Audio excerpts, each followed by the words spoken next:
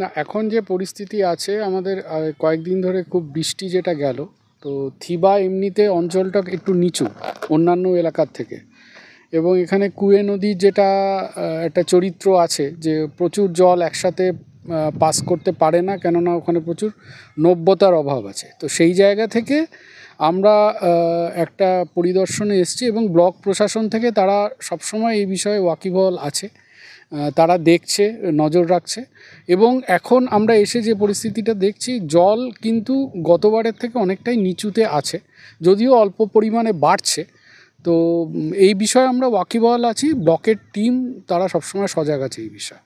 এখানকার মানুষজন বলছে যে বাঁধ কিছু কিছু জায়গায় দুর্বল রয়েছে, সেইগুলো কীভাবে কী সেইটা দেখুন, বাঁধ তো আমাদের ইরিগেশনের বাঁধ এখানে যেগুলো আছে, কিংবা আমাদের লোকাল যেগুলো বাঁধ আছে, তারা যে ডিপার্টমেন্টের দেখার কথা তারা বিষয়গুলো পরিচর্যার বিষয় আছে, এবং আমাদের ব্লক তথা গ্রাম পঞ্চায়েতে যারা আছে তারাই বিষয়টা দেখছেন। গতবারও আপনারা দেখেছেন তাদের পুরো টিম এখানে উপস্থিত ছিল, তাদের যেখানে যেখানে প্রয়োজন হয়েছে ত্রাণ পৌঁছে দেওয়া, এই বিষয়গুলো কিন্তু ব্লক তরফ থেকে করা হয়।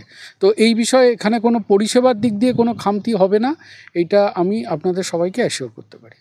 কান্দরকুলে যে গ্রাম যাওয়ার রাস্তাটা রয়েছে ঠিপা থেকে, সেখানে দেখলাম যে কজের উপর জল গেছে। হ্যাঁ, ওই বিপজ্জনকভাবেই পারাপার করছে। ওই রাস্তাটা এমনিতেই নিচু, অন্যান্য এলাকার থেকে ওই রাস্তাটা খুবই নিচু, তো একটু জল ওপার হলেই ওর ওপর দিয়ে জল পাস করে।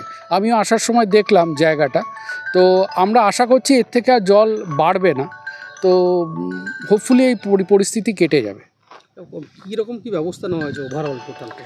ওভারঅল দেখুন, আমাদের ডিএম স্যারের সজাগ দৃষ্টি এর ওপর আছে, এবং উনি আমাদেরকে বলে দিয়েছেন এই বিষয়ে নজর রাখতে।